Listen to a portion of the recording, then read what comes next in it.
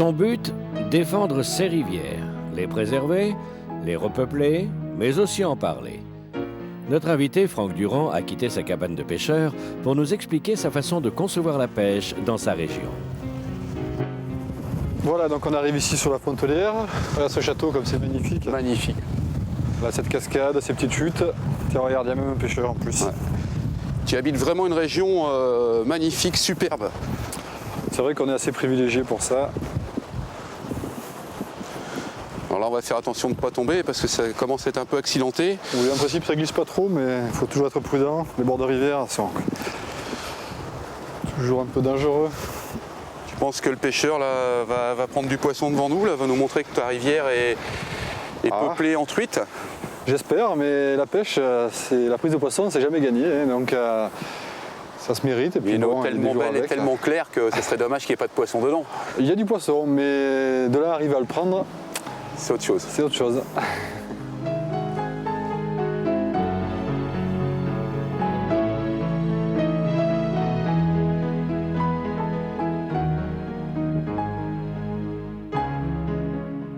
Franck, on se trouve au bord de la Frontelière, magnifique rivière dans la région de l'Ardèche. J'aimerais que tu nous expliques un petit peu le rôle que tu occupes donc dans les différentes associations de ce département pour les rivières. Oui, alors tout d'abord, je suis administrateur à la Fédération de pêche de l'Ardèche et je m'occupe plus particulièrement du dossier tourisme-pêche en Ardèche. Ensuite, je suis membre de l'association de pêche d'Entraigues, à travers laquelle j'anime plus particulièrement la section pêche à la mouche de Vals-les-Bains. Alors on sait que chaque rivière est particulière, a quelques qualités et quelques défauts. Aujourd'hui, au niveau de ces rivières, quelles précautions faudrait prendre donc, par rapport aux poissons pour que justement on ait un cheptel toujours suffisant et que les pêcheurs soient toujours satisfaits de prendre des poissons? C'est une question assez vaste.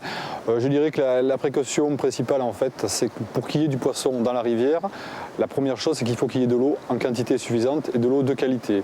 Donc c'est vrai que nous, on axe plutôt notre action, disons, sur ce côté-là, c'est-à-dire pour avoir une eau de qualité suffisante et en quantité suffisante sur les rivières.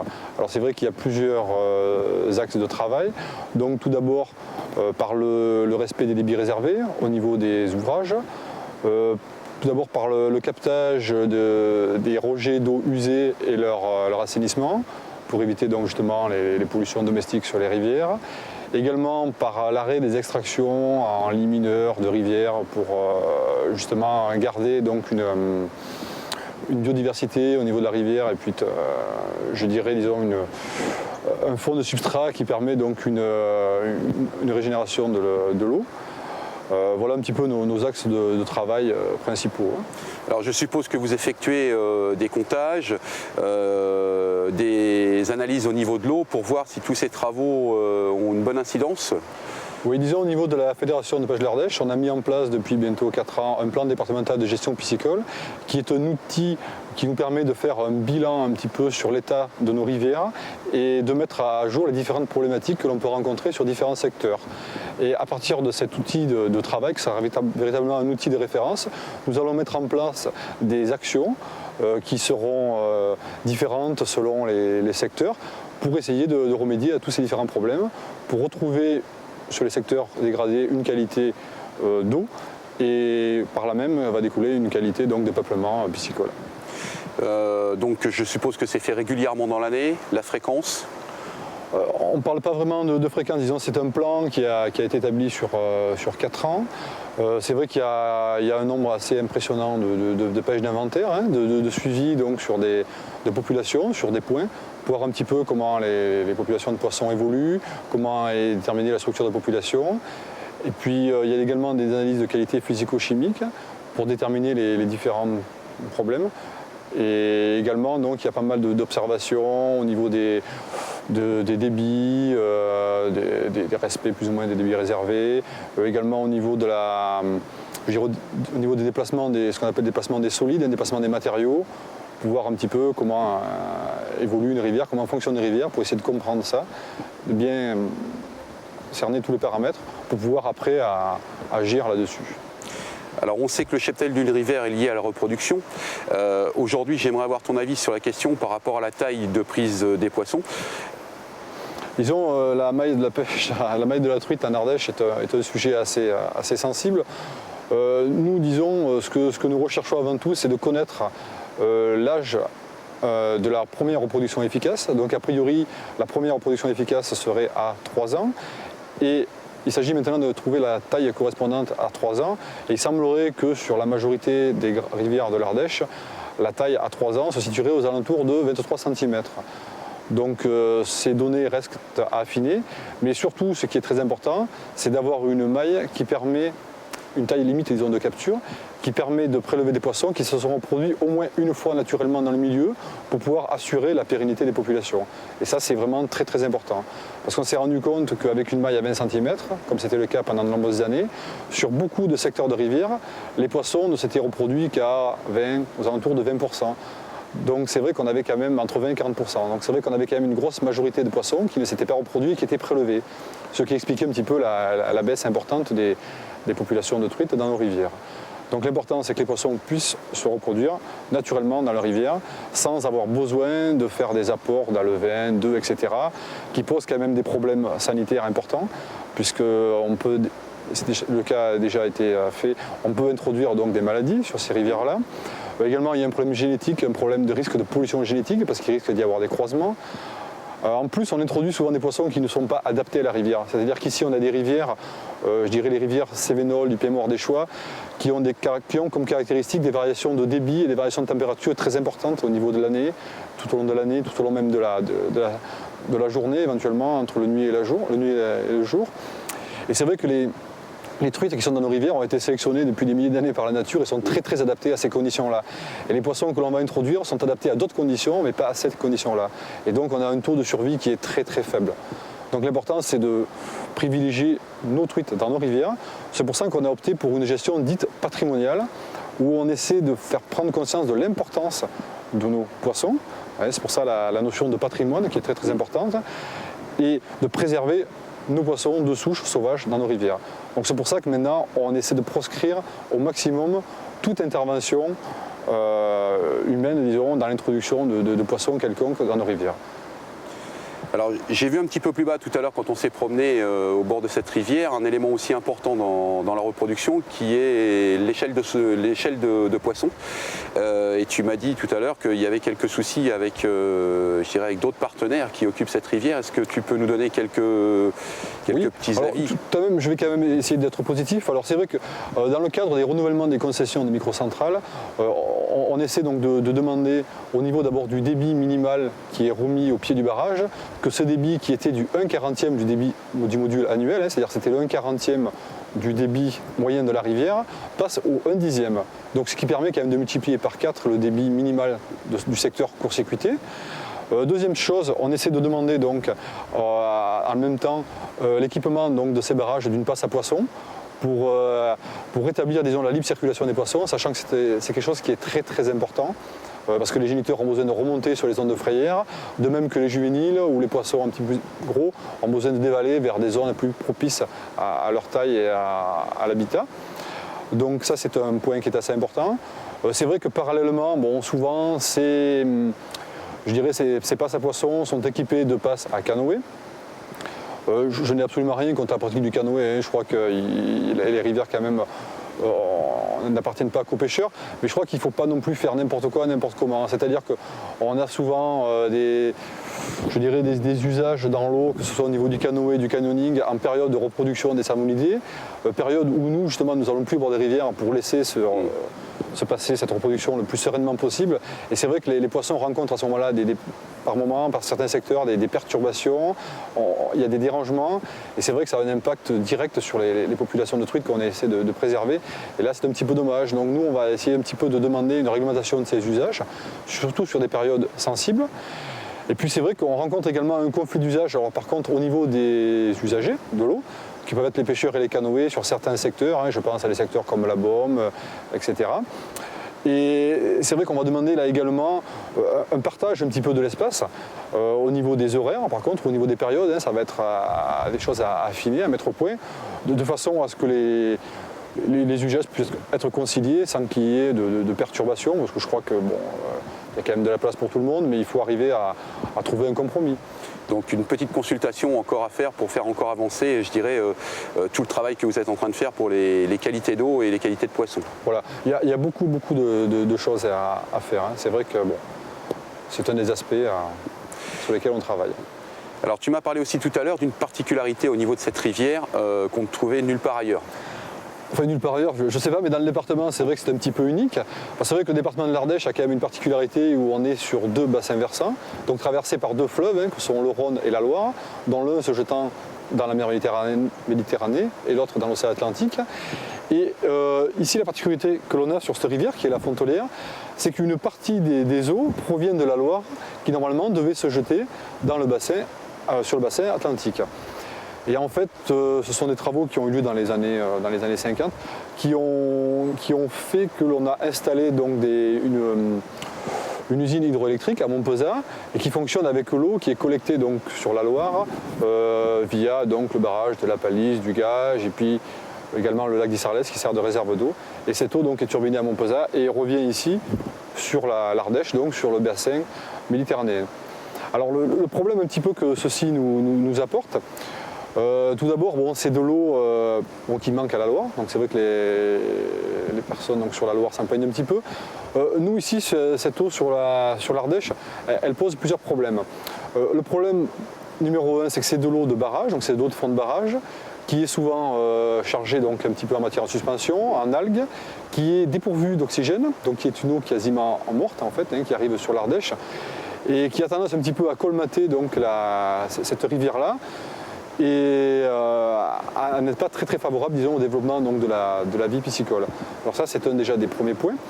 Et le deuxième point c'est que EDF donc, se sert un petit peu de cette eau comme d'une réserve électrique et en fait il turbine uniquement lorsqu'il y a une demande électrique un petit peu forte.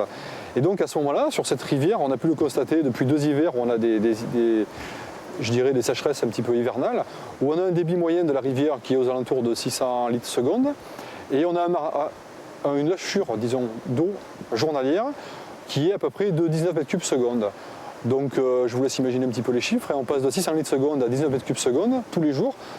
On a une crue par jour sur la rivière. Sachant qu'en plus, en période de reproduction de la truite, ces lâchures sont également encore présentes.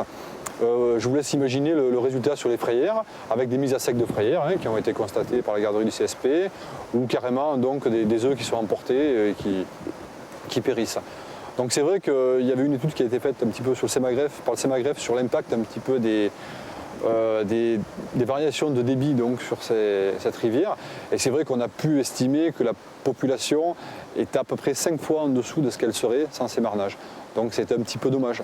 Donc nous on essaye un petit peu de faire pression vis-à-vis d'EDF pour limiter l'effet de ces marnages, pour avoir un débit le plus constant et le plus régulier possible pour justement maintenir une population piscicole à un niveau beaucoup plus élevé que ce qu'elle est. Sur ce secteur-là, bien entendu. Alors si tu en es d'accord, on va parler un peu du tourisme dans la région.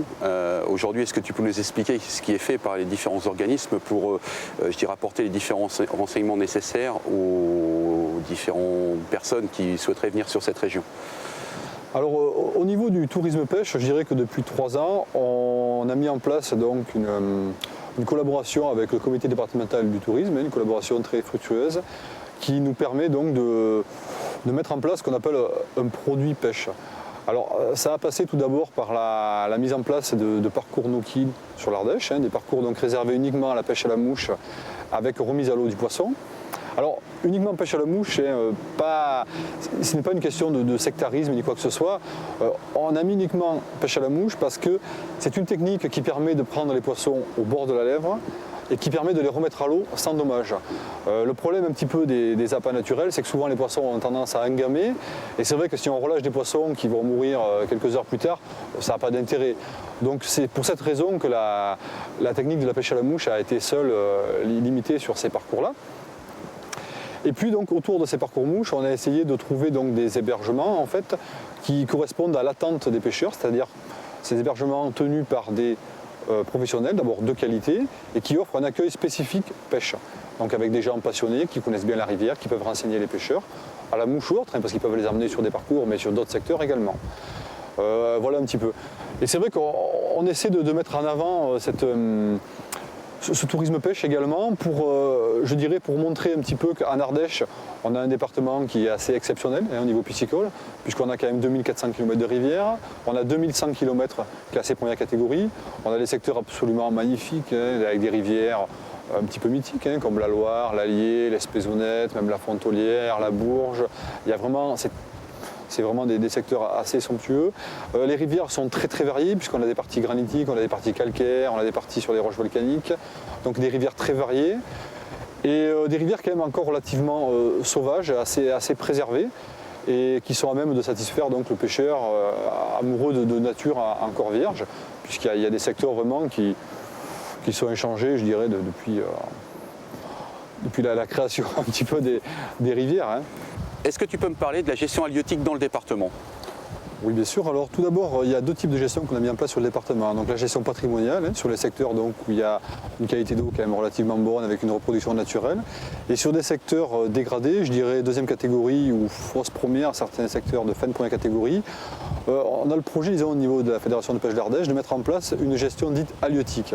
C'est-à-dire en voulant principalement développer donc, la pratique de la pêche sur ces secteurs-là, en étant un petit peu moins rigoureux, disons, au niveau des espèces. Alors, par exemple, on fait une gestion halieutique sur les plans d'eau fédéraux, c'est-à-dire qu'on a des lacs de barrage en montagne, dans lesquels disons, on introduit une quantité un petit peu importante de poissons, de poissons donc adultes, truites fario, truites arc-en-ciel, saumon de fontaine, je dirais pour satisfaire un petit peu une pêche aux familles de gens peut-être un peu plus âgés ou des gens moins pêcheurs expérimentés, disons.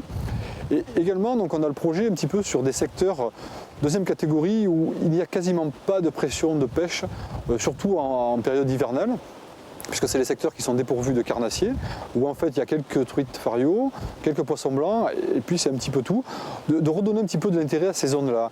Et l'intérêt, en fait, c'est d'utiliser un poisson qui, malheureusement, a une mauvaise réputation, parce que souvent, quand les pêcheurs le rencontrent, c'est un poisson qui est issu d'élevage et qui n'est pas de très bonne qualité.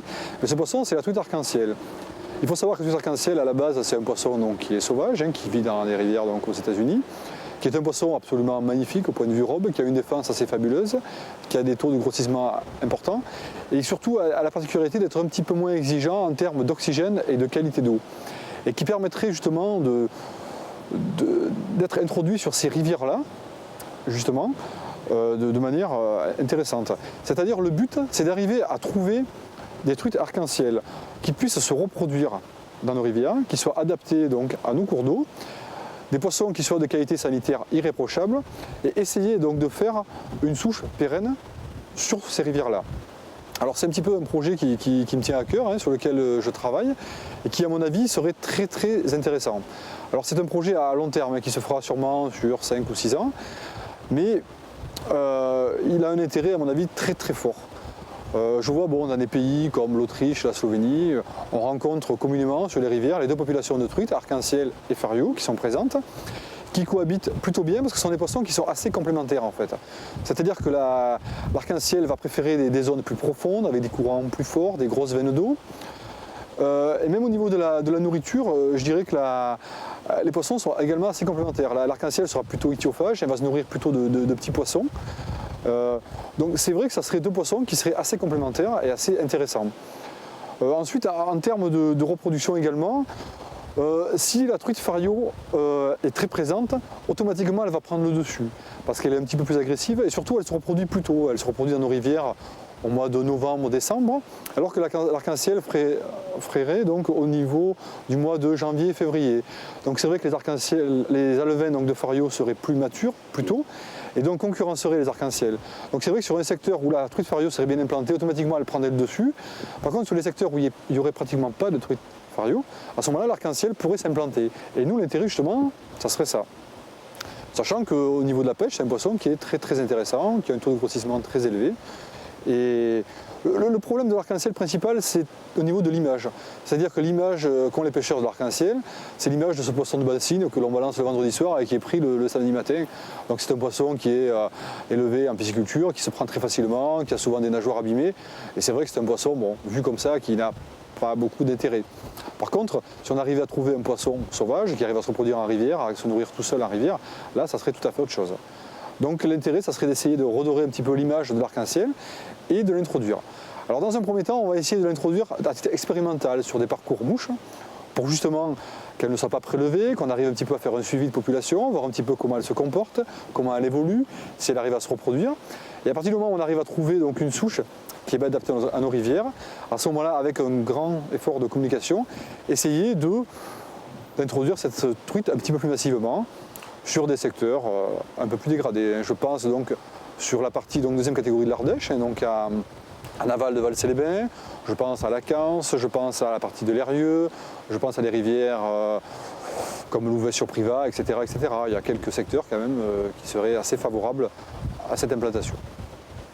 Alors je pense que dans ta région, comme dans beaucoup d'autres régions, des jeunes pêchent, passent pour les 3/4 dans des écoles de pêche. Est-ce que tu pourrais nous expliquer quels messages leur sont passés, quelle pédagogie leur a enseigné? Alors c'est vrai que les jeunes pour débuter à la pêche, bon, ceux qui n'ont pas la chance d'avoir quelqu'un de la famille ou leurs parents qui pêchent, qui puissent les initier, c'est pas toujours facile de débuter seul, hein. Moi ça a été un petit peu mon cas. Alors c'est vrai qu'au niveau du département de l'Ardèche, il existe des écoles de pêche qui sont agréées. Donc il y en a à Nonay, à Privas, à Bourg-Saint-Andéol. Il y en a donc 4 sur le département. Et puis également, donc, il y a des sections mouches qui se sont montées sur le département, qui sont au nombre de 8, qui ne sont pas agréées, mais qui également accueillent des jeunes et qui permettent donc de leur mettre un petit peu le pied à l'étrier, de leur apprendre la pêche à la mouche. Voilà un petit peu les différents moyens. Donc, alors c'est vrai que c'est quelque chose qui, à mon avis, qui se développe de toute façon hein, de plus en plus et qui est très très important, hein, parce que c'est important d'initier les jeunes, de leur apprendre, disons, la pratique de la pêche, de les sensibiliser donc à la protection des milieux et pour leur donner donc une sensation d'éco-citoyen, je dirais, de les former à ce titre-là. C'est à mon avis très très important, particulièrement pour l'avenir de la pêche, parce que l'avenir donc passe par les jeunes. Surtout que les jeunes sont très très sensibles à la protection des milieux. Souvent, ça ne les gêne absolument pas de relâcher les poissons. Au contraire, souvent d'ailleurs, ils rebutent un petit peu de tuer le poisson. Et c'est vrai que c'est quelque chose qui est vraiment très très important et qu'il faut développer, hein, de toute façon. Alors pour conclure, quel message il faut faire passer donc à destination des différents touristes pêcheurs et éventuellement des organismes avec qui pour l'instant il y a encore je dirais, un peu de travail de concertation à faire.